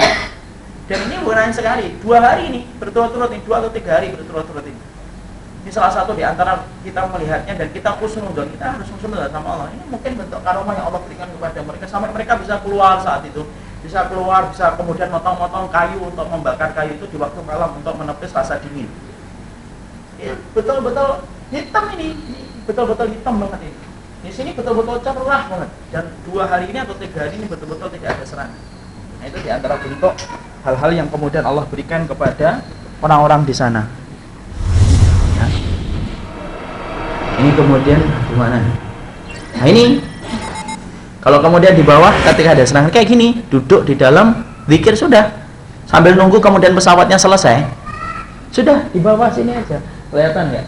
Ini lorong nih, bukan bunker loh yang ini lorong ini, lorong biasa. Kemudian kita duduk, kemudian kita berzikir aja di situ sambil menunggu serangan itu selesai. Ini ketika masak, kita membantu masak. Jadi inilah yang kita lihat setiap waktunya. Ini 4 tahun yang lalu yang kita rasakan ketika kita berada di sana, sekitar tahun 2012-2013. Ya, inilah keadaan yang terjadi 4 tahun yang lalu. Jadi setelah kita mengetahui kejadian 4 tahun yang lalu, kita pindah. Bagaimana keadaan hari ini? Keadaan hari ini ketika saya tanya kepada ikhwan-ikhwan yang kita temukan, karena dengan izin Allah kami mengadakan perjalanan kembali. Perjalanan yang kedua yang terjadi kemarin di bulan Ramadan. Di 10 hari yang terakhir kami mengadakan perjalanan di bawah lembaga kemanusiaan IHR. Salah satu di antara penasehatnya adalah Ustadz Bakhtiar Nasir, juga beliau moga-moga Allah memberikan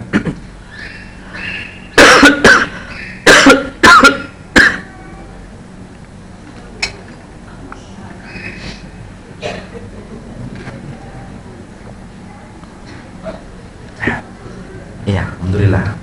Memang beda air putih sama air teh. Lebih cepat ngilangin batuk air putih itu.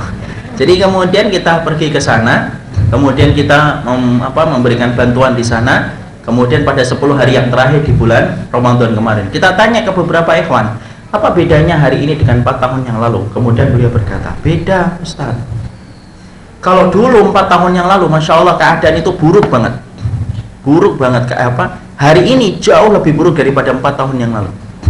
Beliau kemudian berkata, dulu pesawat itu masih kedengeran. Iya, pesawat itu masih kedengeran Pak Ibu. Jadi ada pesawat mau datang itu kedengeran suaranya. Pesawat mau datang. Akhirnya kita tadi ke bawah. Tadi kita ke bawah, kemudian kita berlindung. Dengan izin Allah, ada yang selamat, ada yang tidak. Tapi kalau sekarang sudah tidak ada lagi, kemudian peringatan dini itu tidak ada. Kenapa? Pesawat-pesawatnya Rusia, Amerika itu tidak ada suara. Shoot, langsung bleng, langsung sudah. Tidak ada suara. Peringatan itu tidak ada. Masya Allah, kalau dulu pemerintah Bashar Asad itu masih kemudian menghemat dia.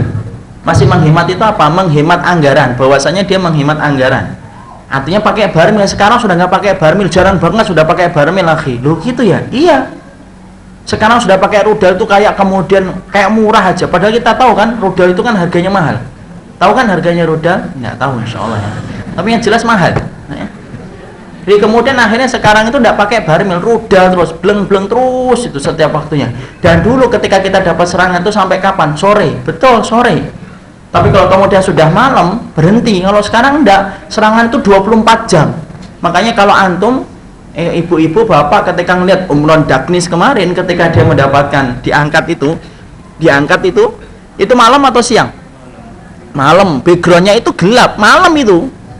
Dan serangan itu malam, padahal kita 4 tahun yang lalu jarang banget dapat serangan malam, itu jarang banget, kecuali serangan besar-besaran.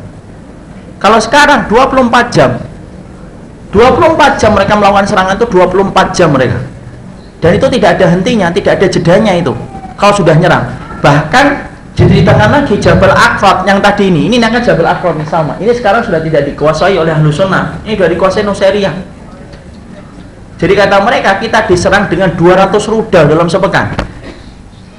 Jadi mereka sekarang itu metodenya adalah kalau akan menguasai satu daerah, dikirimkan pesawat itu terus, belum terus sampai kemudian kayak kota api dia. Setelah kemudian membumbung tinggi, semuanya sudah hancur berantakan, nah baru kemudian pasukan daratnya masuk. Itu Rusia, itu jahatnya Rusia itu kayak gitu. Dari dulu Rusia itu jahat banget. Makanya kemudian Chechnya itu juga karena Rusia jahat banget mereka itu. Laknatullah alaihim.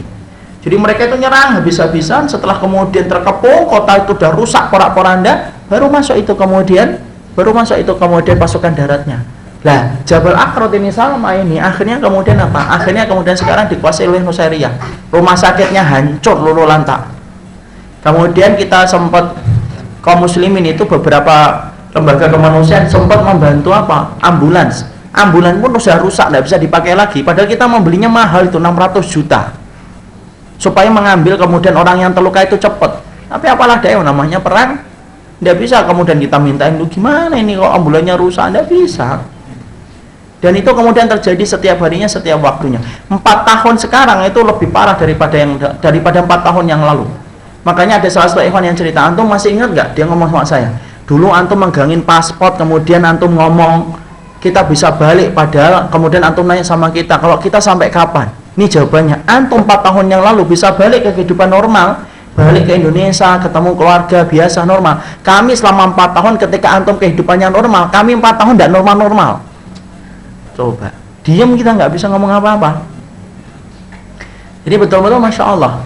Makanya yang namanya, sampai saya itu nanya beberapa ikhwan itu kan, saya dulu sempat foto-foto di sana.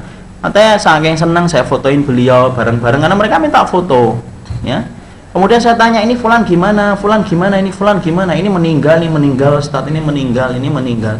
Terus biasa di sana, oh ini meninggal, ini masih hidup, alah bentar lagi juga meninggal nih. Itu tuh biasa di sana. Nggak, kemudian ini saking menunjukkan dekatnya mereka dengan kematian, tipis batasan antara hidup dengan mati itu tipis banget. Makanya Masya Allah, sampai kemudian akhirnya ketika kita ketemu kemarin, saya cerita 4 tahun hari ini, dari hari ini lebih parah dari 4 tahun yang lalu. Keadaan lebih susah, keadaan lebih sulit. Menghadapi Bashar Assad dulu dengan Iran saja, 4 tahun yang lalu itu kan Bashar Assad, Iran sama Hizbullah. Makanya di sana tidak pernah disebut Hizbullah itu Hizbul Syaitan, tidak pernah merangi Yahudi Hizbullah itu. Mana ada pelurunya orang Hizbullah yang jatuh ke negara Yahudi? Tidak ada. Jatuhnya ke negara Syam, ke negara Suriah, ke saudara-saudara kita, rudalnya mereka, pelurunya mereka, itu jatuhnya ke saudara-saudara kita, tidak pernah jatuh ke orang Yahudi. Jadi kemudian Masya Allah, serangan itu luar biasa, dan inilah yang kita dapati setiap waktunya, setiap saatnya. Belum lagi dengan berbagai macam fitnah yang meliputi di sana dan yang lainnya. Kemudian akhirnya kami pada keberangkatan yang kedua, kami berangkat ke Turki. Kami undangan resmi dari sebuah lembaga kemanusiaan besar di Turki namanya IHH. Saya akan bicara tentang masalah negara Turki dan Erdogan. Terlepas dari pro dan kontra Erdogan, saya tidak ikut campur dan tidak intervensi tentang pro dan kontranya Erdogan. Tapi saya akan sampaikan bagaimana negara ini dan bagaimana yang saya lihat tentang Erdogan ketika saya di sana. Di sana, Turki itu negara yang memberikan banyak bantuan secara langsung ataupun tidak langsung kepada pengungsi Suriah, itu negara Turki. 2,7 atau 2,4 juta jiwa itu hidup di perbatasan Turki. Padahal kita ngerti ya, pengungsi itu tidak mendatangkan devisa, tetapi pengungsi itu justru menambah anggaran dan membebani anggaran. Kami berangkat dari Istanbul, kemudian kami berangkat ke sebuah kota yang bernama Gaziantep, itu provinsi. Di kota Gaziantep itu kemudian Ada sebuah kota namanya kota Kilis, salah satu kabupaten terkecil di negara Turki.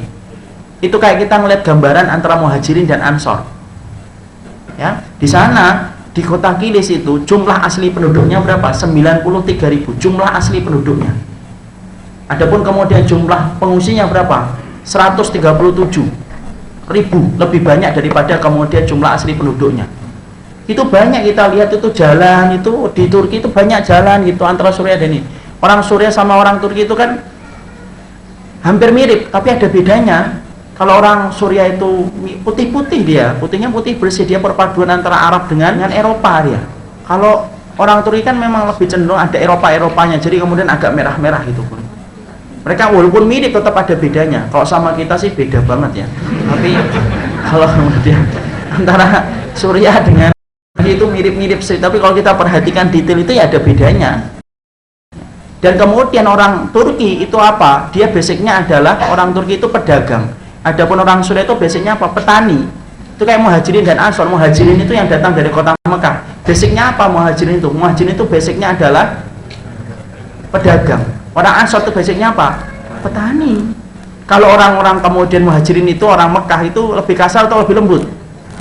Lebih kasar, lebih tegas dia kalau orang Mekah. Beda dengan orang Madinah, kan orang Madinah itu lebih lembut. Coba Bapak tanya orang Mekah. Orang Mekah itu kalau ditanya itu kan jawabnya simpel-simpel ya. Ini mana tempat ini? Orang Mekah itu gitu. Beda dengan orang Madinah. Orang Madinah itu kalau nunjukin sana-sana. Itu sama antara kemudian Turki dengan Suriah itu hampir mirip itu. Orang Turki itu kemudian orangnya agak keras.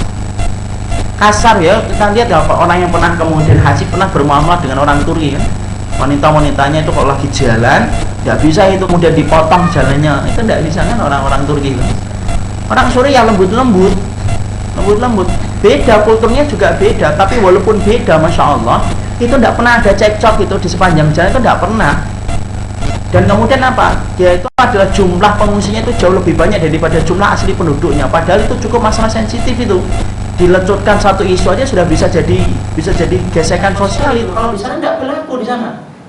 Dan alhamdulillah kita sempat ketemu dengan staf-staf pemerintahan di sana. Sempat kita tanya, karena sempat sebelum ketemu staf pemerintahan, saya sempat googling tentang kota Kilis itu.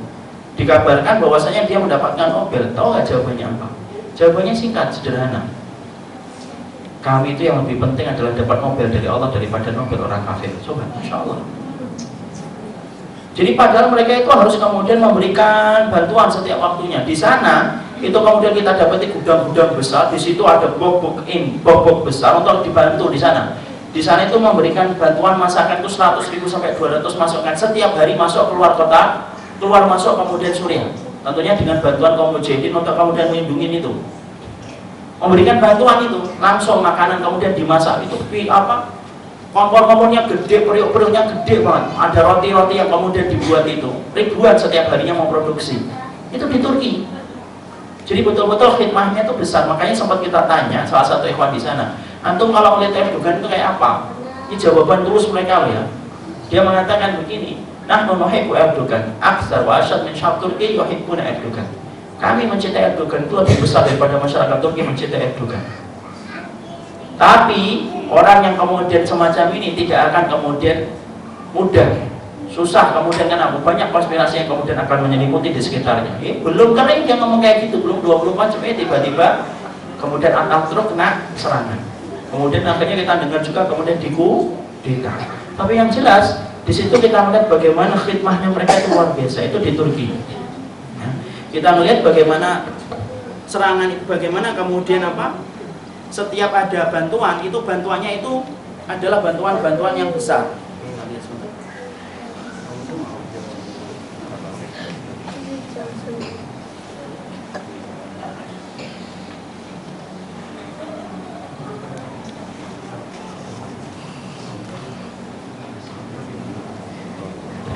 Di sana kalau kemudian memberikan bantuan yang diberikan itu bukan bantuan-bantuan yang biasa, tapi bantuannya adalah disimpan di tempat-tempat yang bagus. Jadi di sana ada boxnya, kemudian bukan hanya plastik kresek hitam diketik dikasih, enggak, ditaruh dalam box yang bagus. Bahkan di antara hal yang sangat menarik itu apa? Ada tulisannya apa? Tulisan halalnya itu 4 madhab. Halal menurut Syafi'i, halal menurut Imam Malik, halal menurut Imam Abu Hanifah, halal menurut Imam Ahmad bin Hanbal. 4. Mau kita aja cuma 1 kok, MUI kan? Di sana itu 4.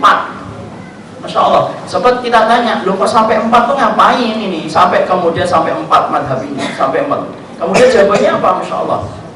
Jawabannya mereka berkata begini, karena sesungguhnya kami tidak mau memasukkan makanan yang syubhat untuk mereka, karena kami tahu kalau perutnya orang Suriah itu terkenyangkan dengan sesuatu yang syubhat, maka lambat kemenangan akan menimpa kepada mereka. Masya Allah. Sampai masalah ketika semacam itu pun masih mikirkan tentang halal dan haram dan syubhat. Jadi kalian di sana itu luar biasa. Kemudian kita sempat mendapati banyak ini. Nah.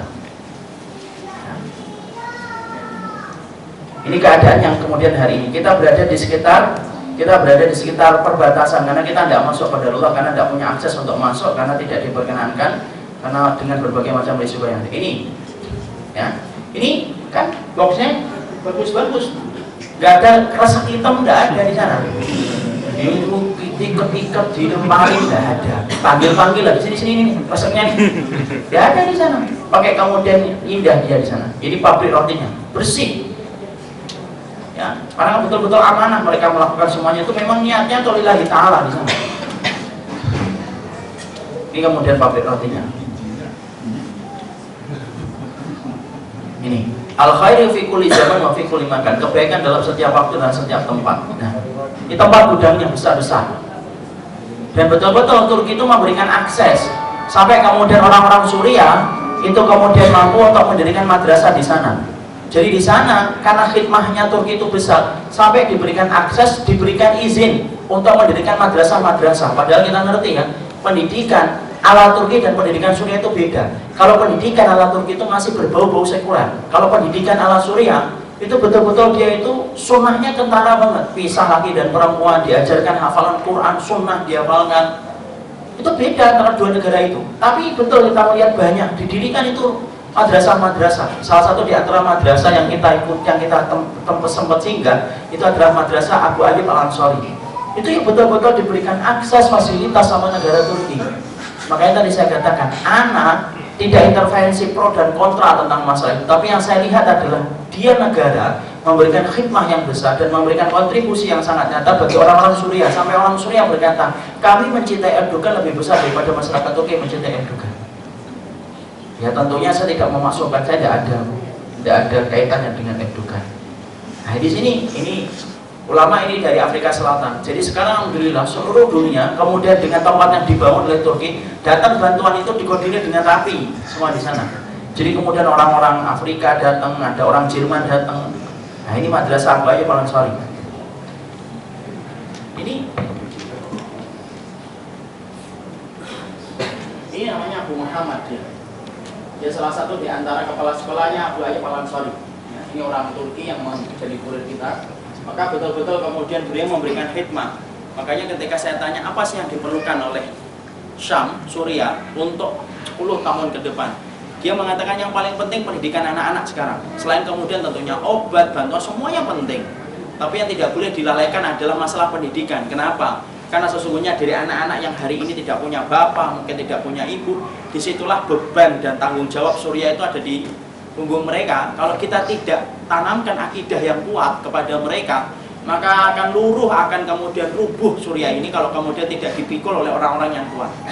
Makanya pendidikan agamanya kemudian betul-betul kuat di sana, betul-betul ditekankan itu Quran dan hadis. Ketika mereka berada dan mereka membangun sekolah-sekolah yang ada di Suriah, sekolah-sekolah yang ada di Turki. Ya, alhamdulillah. Alhamdulillah.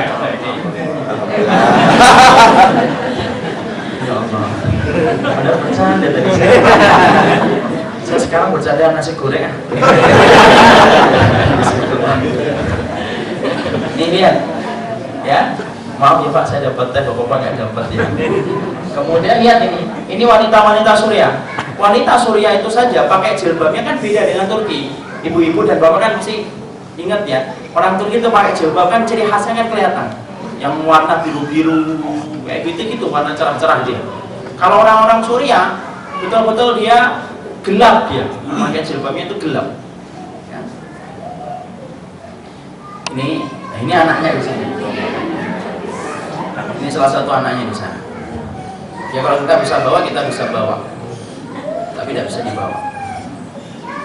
Ini kemudian tim, ini kemudian rotinya. Ini sekolah yang dibangun oleh Qatar.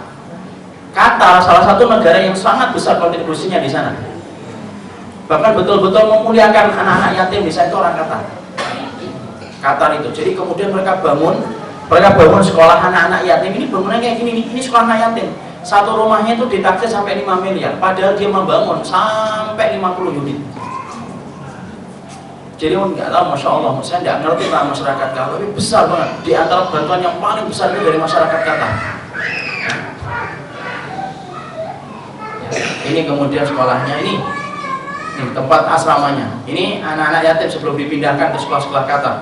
Kok senyum-senyum, saya nggak ada yang sedih ya? Iya, anak-anak dia sadar mereka tidak punya orang tua. Ya, mereka tampaknya aja kemudian dalam keadaan semacam itu, tapi pada dasarnya mungkin kesedihan yang menimpa ini baru dapetin baju pakai seragam sama semuanya. Ya, di sana. Ya, anak di sana.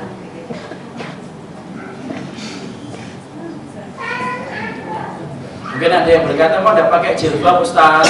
Karena saat itu kita datangnya ketika siang. Jadi kalau kemudian sudah dewasa, sudah umur 7 tahun, apa ini baru 6 tahunan ini. Di sana itu memang wajahnya cepat lebih tua dari umurnya. Jadi kalau misalkan kita melihat orang 25 kok kayak 40 ya di sana. Padahal orang Indonesia 40 kayak 25. Perawatan. Kebanyakan makan padang. Jadi kemudian di sanalah kemudian kejadian di satu. Jadi hari ini karena kita tidak masuk ke dalam, jadi kemudian kita hanya di perbatasan saja. Tapi masya Allah, ini pun kemudian sudah kita melihat bagaimana kondisinya. Memang kelihatannya biasa karena kita di perbatasan, tapi beda yang di dalam. Keadaan jauh lebih parah di dalam daripada 4 tahun yang lalu. Kita saat itu meminta banget supaya bisa masuk ke dalam, tapi bagian kemanusiaan di sana mengatakan tidak bisa Ustaz, kalau masuk ke dalam ada apa-apa kita tidak bisa untuk kemudian berkata-kata. Ya sudah, akhirnya karena kita tamu, Sahibul Bait, kemudian kita sudah cukup melihat kejadian setelah melihat apa yang terjadi di sana tahun-tahun ini sudah cukup bagi kami, akhirnya tidak bisa masuk ke dalam. Tapi di sini kita lihat inilah masalah Suriah. Ini masih banyak sebenarnya, tapi pada Allah waktu yang terbatas. Tapi di sinilah kita melihat Suriah itu bukan Suriah. Hadihi Syami, hadihi Syamuka, hadihi Syamuna, hadihi Syabul Muslimin. Inilah Syamku, inilah Syam kamu, inilah Syam kita. Syamnya seluruh kaum muslimin yang ada di atas muka bumi. Semua kita paham, rumahnya Bapak ada yang di Bekasi, ada yang di Pejaten, ada yang di Pasar Minggu. Tapi rumah kita juga satu, bahwasanya Mekah tanah kita, Madinah wilayah kita, kemudian Suriah kawasan kita. Itulah kawasan dan wilayah yang telah dipilihkan oleh Allah kepada kita. Semoga Allah memberikan keberkahan atas apa yang kita dapatkan. Kita bukan kajian ilmu, tapi kita bicara tentang empati. Kenapa? Sangat disayangkan hari ini tidak ada media yang kemudian memberitakan tentang masalah Suriah. Saya itu kadang-kadang miris kalau kita melihat YouTube di media, ada satu orang yang meninggal gara-gara kopi. Walaupun tanpa menafikan empatinya ya, tetap semoga ditemukan pembunuhnya. Insya Allah kita berempati. Namanya keadilan harus ditegakkan. Tapi masya Allah kadang-kadang miris. Yang satu meninggal dunia itu prosesnya sampai panjang dan betul-betul menghabiskan perhatian kita dan energi kita. Padahal untuk apa kita tahu sebenarnya? Tapi masalah Suriah saudara kita yang kelak nanti bisa gugat kita, macam banyak saudara kaum muslimin yang tidak ngerti. Itulah media hari ini. Itulah kenapa di dalam Islam itu kebodohan itu sangat harus diperangi. Karena kebodohan itu menyebabkan banyak musibah dalam kehidupan dunia dan akhirat kita. Barakallahu fikum yang dapat kita sampaikan. Semoga Allah memberikan kebaikan atas apa yang kita pelajari, dan semoga kita dikumpulkan dengan orang-orang Syam di tempat yang terbaik kelak di atas akhirat kita. Barakallahu fikum. Karena ini adalah kajian yang bersifat informasi, tidak usah ada pertanyaan karena hanya sifatnya informasi saja. Semoga kita mengerti. Kemudian apa yang kita lakukan Ustaz? 1, maka kemudian mendoakan mereka. 2, yaitu adalah sampaikan betapa pelajaran yang kita dapatkan dari pelajaran Suriah itu apa? Jangan gampangkan tentang masalah Syiah. 3, yaitu adalah bantu sesuai dengan kemampuan kita. Tolong ya, bersihkan yang namanya ISIS itu dari masalah Suriah. Kenapa? Karena sesungguhnya Suriah itu bukan ISIS. Kita sepakat bahwasanya ada kemudian penyimpangan, ada ekstrim yang dilakukan oleh orang ISIS. Semoga Allah memberikan hidayah sama mereka supaya mereka bertobat dari tindakan yang melampaui batasnya mereka. Tapi tolong Suriah itu Suriah kita bicara tentang orang-orang Surianya, di mana kemudian mereka adalah orang-orang Ahlus Sunnah insyaallah, dan mereka adalah orang yang memerlukan bantuan kita, dana kita, doa kita, dan segala macam empati kita. Semoga kita diberikan oleh Allah kekuatan untuk senantiasa berempati terus tanpa putus kepada mereka, karena mereka adalah saudara kita dan itu adalah wilayah kita insyaallah. Ini dapat kita sampaikan dalam pertemuan kali ini, oleh-oleh singkat dalam perjalanan kita. Yang kedua, dalam perjalanan ke Suriah, semoga Allah memberikan kebaikan. Subhanallahumma wa bihamdika, asyhadu an la ilaha illa anta, astaghfiruka wa atubu ilaik. Assalamualaikum warahmatullahi wabarakatuh.